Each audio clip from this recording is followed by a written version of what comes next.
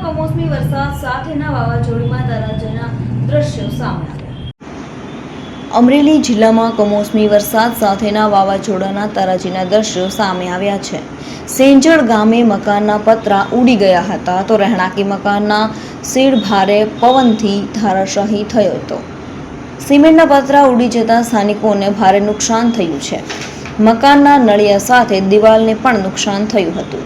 સરકાર દ્વારા ખેતીપાક સાથે મિલકત નુકસાનીનો સર્વે કરે તેવી માંગ કરાઈ છે।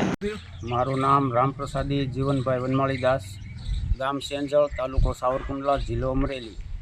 કાલે સાંજે 5 વાગ્યે પવન અને વરસાદ જોરદાર આવતા જેમ તોકતે વાવાઝોડા જેવો પવન હતો અને મારા મકાનનું પતરા અને શેડ બધું ઉડાડી નાખ્યું છે અને ગામમાં પણ ઘણા ખરા નળિયાને બધી નુકસાની થઈ છે।